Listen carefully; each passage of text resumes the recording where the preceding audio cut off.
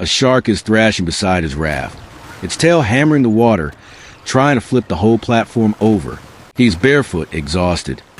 And the only thing between him and the ocean is a plank of wood he's using to smash the shark's head. One slip, one wrong move, and he's in the water with it. He's not a diver, not a soldier. He's a ship's steward who's been alone on this tiny raft for months. Earlier, a German U-boat surfaced right next to him and chose to leave him. So how did he get here? How did he survive 133 days on a raft the size of a dining table, with no radio, no compass, and almost no food? This is his story. Poon Lim was a 25-year-old Chinese steward from a poor family on Hainan Island. War with Japan had made his home dangerous and work disappear. His father pushed him toward the British Merchant Navy. Better a risky job on a distant ship than waiting for war on land. Poon wasn't a fighter. He just served food and cleaned cabins. In 1942, he was posted to the slow, unescorted cargo ship SS Ben Lomond, sailing alone on a dangerous Atlantic route, with German U-boats hunting everywhere. He expected a routine voyage and sailed straight into a nightmare. 23 November 1942. South Atlantic, somewhere between Brazil and West Africa. Below the surface, German submarine U-172 spots the lonely Ben Lomond. One unarmed ship, no escort, an easy kill. The captain fires 2 torpedoes. The first slams into the engine room. The ship shudders. Lights go out. Steam, smoke, shouting in the dark. Seconds later, the second torpedo hits forward. Steel rips. Water roars in. Men are thrown from bunks. Some die instantly. Others run for lifeboats that jam or crash into the sea. Below deck, Poon grabs his life jacket and fights his way up as the ship tilts. On deck, there is no order, no time. The bow is already sinking. He doesn't wait. He jumps. The Atlantic hits like ice. He kicks away from the dragging pull of the sinking hull. Behind him, the stern rises, then slides under with a final roar. Then silence. Oil on the water. No ship. No lifeboat close by. Just one man in a life jacket. In the middle of an endless ocean. He thinks he has survived the worst 2 minutes of his life. He has no idea this is only day 1 of 133. Hours pass. The sun burns. His legs cramp. He forces himself to keep scanning the waves. At last, he sees a low wooden shape bobbing on the swell. A life raft. He paddles toward it, grabs a side, and drags himself on top. The raft is tiny, about 8 by 6 feet. Wooden planks on empty oil drums. A bit of rope and canvas. No walls, no shelter. Once he catches his breath, he checks the storage compartment. Inside he finds around 40 liters of drinking water, hard ship's biscuits, a bit of sweet, high-energy food, and a few tools. Light and signal gear, basic fishing line and hooks, a knife, and a small canvas sail. That's it. No radio. No compass. No land in sight. Enough supplies for a short emergency, with a small crew. But Poon is alone, and no one even knows exactly where his ship went down. This is everything he has. And for 133 days, it will not be enough on its own. From the first day, Poon assumes rescue will be slow. He plans for months, not weeks. He sets brutal rules. Only a few tiny sips of water a day. Biscuits broken into crumbs. No full meal, just enough to stay conscious. He tears up the canvas into a tiny sunshade, covers his skin, works only in the cool hours, and lies still at midday when the sun is deadly. Every nerve screams at him to drink more just in case. He doesn't. If he gives in now, he dies later. But the tins are slowly emptying. If the sky doesn't help him, nothing will. Days of blazing sun go by. His tongue feels like leather. His urine turns dark. The horizon is clean and empty. Then one day, clouds build overhead and the sky finally opens. The first fat drops hit the raft. Poon leaps into action. He scrubs soften the canvas, spreads it wide, and uses every tin and lid to funnel fresh water inside. He drinks carefully and refills precious containers. That single rainstorm buys him weeks of life. If it had missed him by a few miles, this story would have ended as a tragedy, not a 133-day legend. Water is solved for now, Next, he has to turn this empty sea into food. The raft was never meant for long-term survival, just a bare floating platform. Poon rigs a small canvas as a crude sail, using a plank as a mast, just enough to stop the raft from spinning and to catch some wind. Then he does something clever. He hangs loose ropes and lines over the sides into the water. Soon algae and seaweed latch on. That attracts small fish.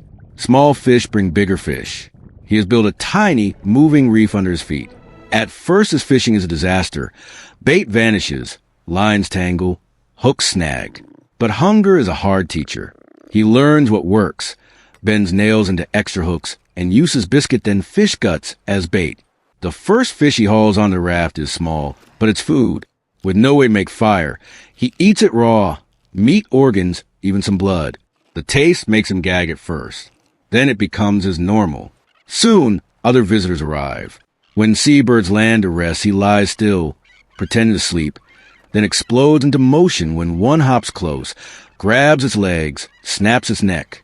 He eats the meat, drinks the blood, uses the guts as bait, keeps feathers and bones for tiny tools. But beneath the raft, a darker shadow circles. Sharks. Fins cut the surface as heavy bodies bump the drums, testing the raft. Any day, one could flip it or rip it open. But Poon is starving, and Shark could feed him for days. He rigs a stronger line with a bigger hook, baits it with scraps, and waits. When a shark finally bites, the line jerks tight. The animal thrashes, dragging the raft. If it flips, Poon dies. He lets the shark tire itself out, then hauls it close. He drags part of its body onto the planks, beats its head with a piece of wood, and cuts until it stops moving. He slices it open. Meat, liver, blood, organs, food, and a savage feeling of victory. He has turned his greatest fear into dinner. Now he isn't just surviving, he's fighting back. But the ocean isn't done with him. One day, the very submarine that sank his ship returns. A long, dark shape appears on the horizon. It grows closer, a submarine. It is U-172, the same U-boat that torpedoed the Ben Lomond. It surfaces near his tiny raft. Sailors come out on deck and watch him through binoculars. For a moment, Poon thinks, either they shoot me or they save me. They do neither. No rope, no bullet, no rescue. After a short time, the hatch closes. The submarine slides back under the water and disappears. Later, a distant merchant ship crosses the horizon. This time, Poon has hope. He fires flares, flashes his mirror, waves and shouts with what little strength he has. The ship sails on. Maybe they never see him, or can't risk stopping in U-boat waters. 2 near rescues, 2 heartbreaks. The ocean has tried to break his hope from the outside. Now the real danger is inside his own head.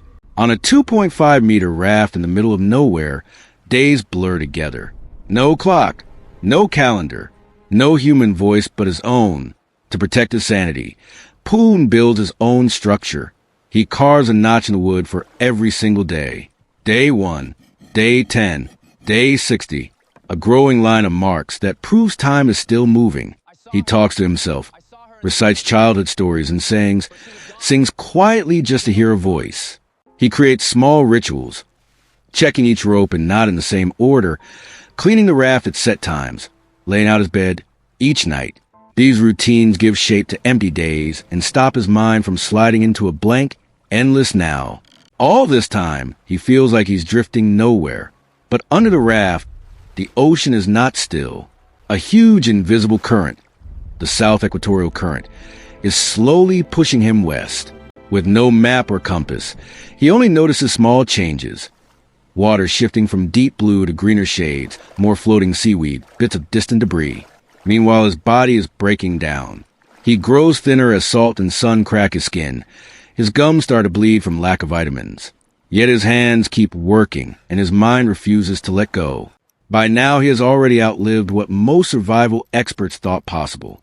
The only question left, can land find him before his strength finally runs out? 5 April 1943, that roughly 133 days since the Ben Lomond sank. Off the coast of Brazil, near Para, a group of fishermen noticed something in the water.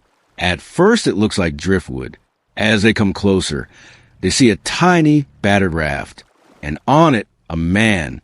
He tries to wave. His arm barely rises. He tries to shout.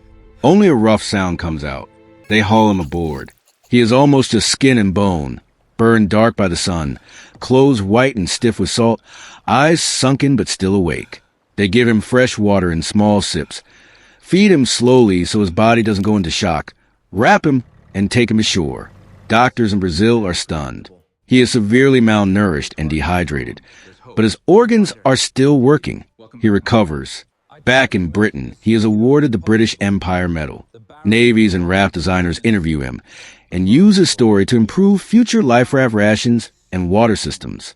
Later, he emigrates to the United States and lives a quiet life. No headlines, no drama, just ordinary days. After 133 of the most extraordinary days anyone has ever survived, the Guinness Book of Records lists him as the longest survival alone in a life raft at sea, 133 days. When someone asks if he's proud of that record, he answers simply, "I hope no one ever has to break it." If real survival stories like this interest you, make sure to subscribe so you don't miss the next one. And when you're done, watch the next story on your screen.